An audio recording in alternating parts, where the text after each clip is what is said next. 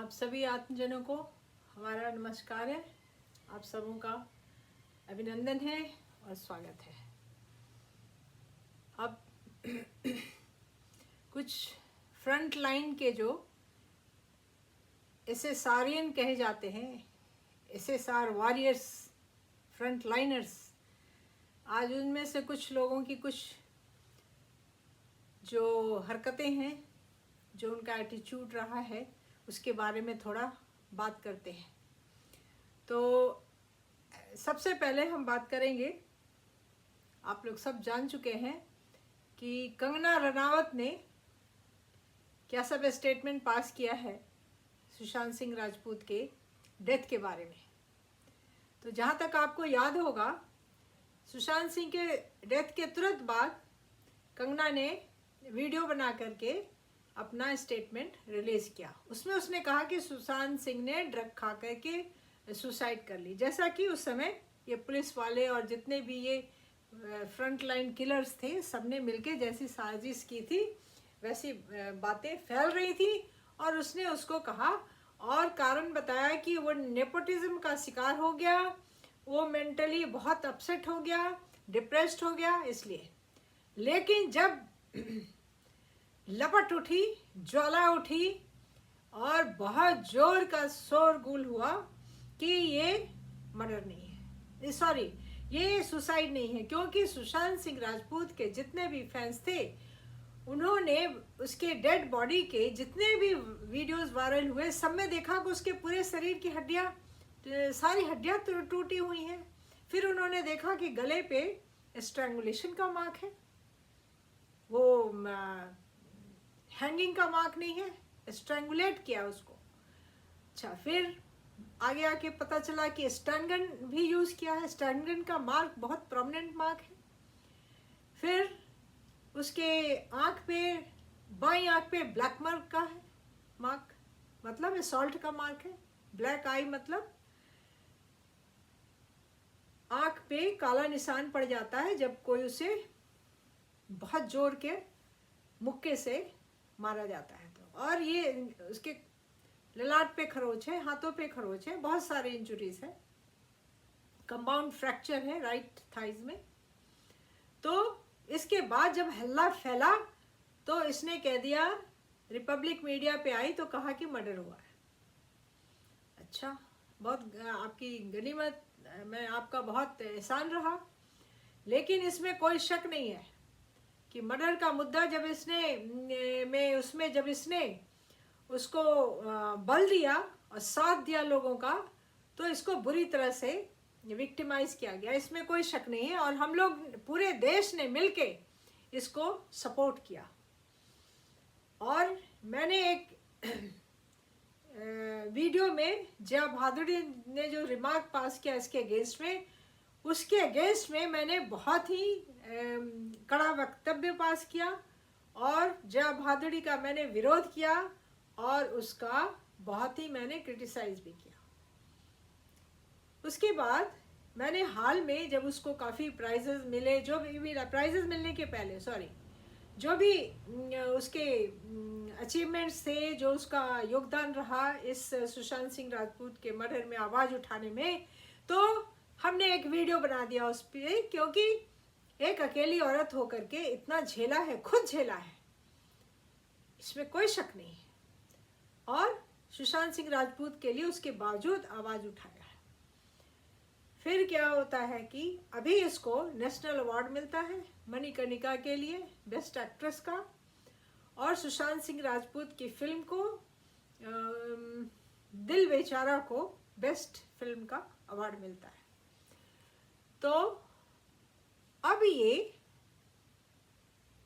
जब आती है अवार्ड के लिए, तो एयरपोर्ट पे इसने एक स्टेटमेंट पास किया, बड़ा ही पॉइजनस स्टेटमेंट है जिसको कि मीठा पॉइजन बोलते हैं। तो इसने कह दिया कि सुशांत सिंह ने ऐसा स्टेप ले लिया, ऐसा स्टेप नहीं लेना चाहिए था। कैसा स्टेप लेना चाहिए था? हाँ, उसने क्या स्टेप लिया? अच्छा, आगे बढ़ते, अभी डिटेल में बात करते क्या स्टेप लिया कि नहीं लिया।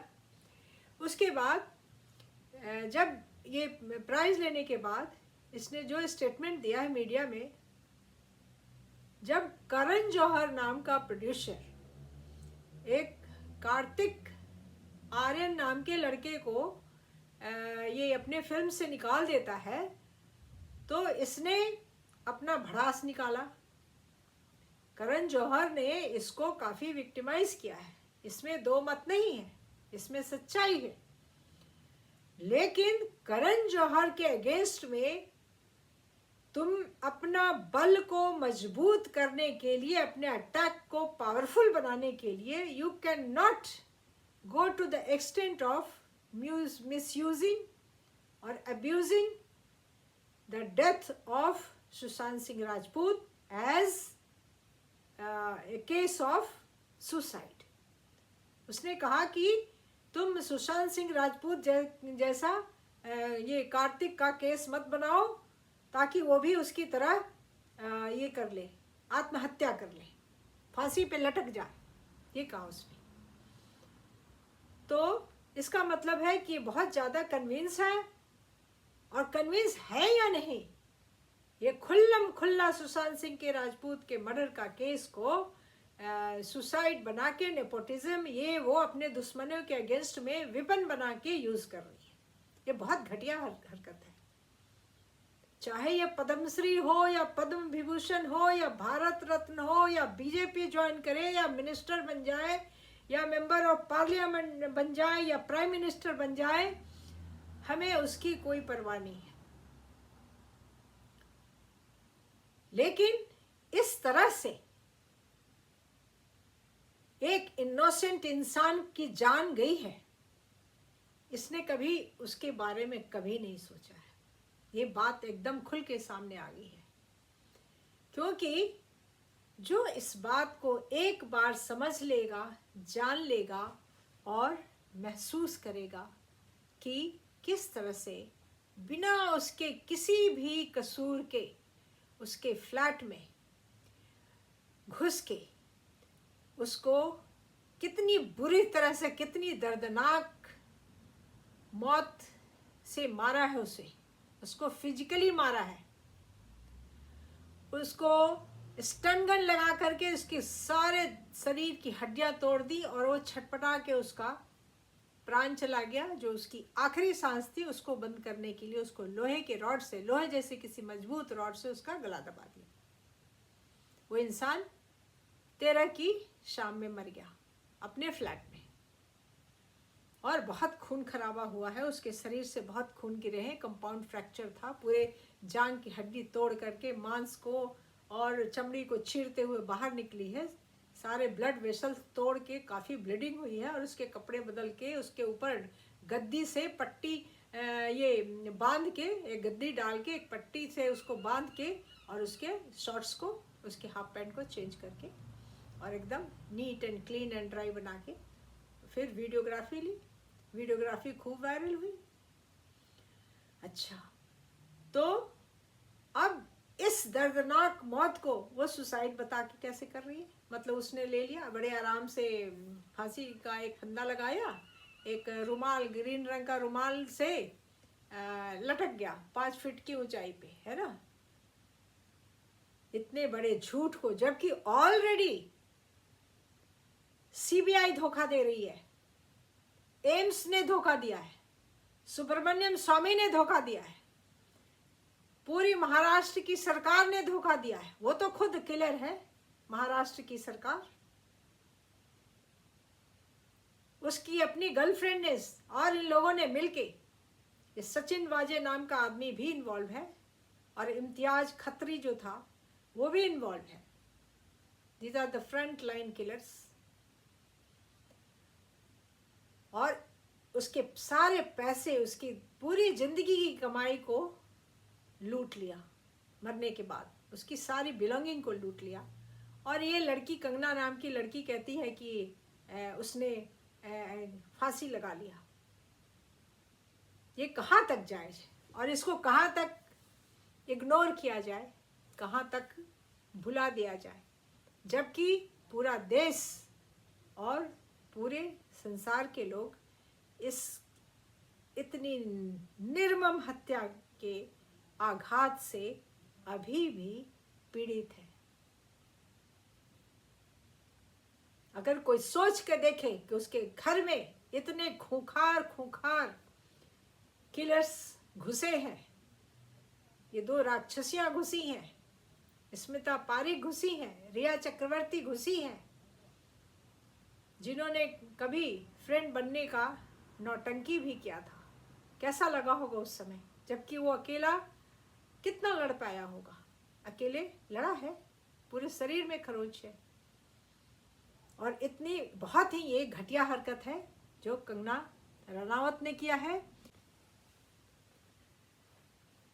तो आज कोई कह रहा है कि सुशांत सिंह जिंदा है और उसकी नौटंकी बना रहा है।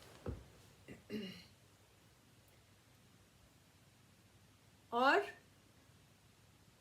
ये सब एक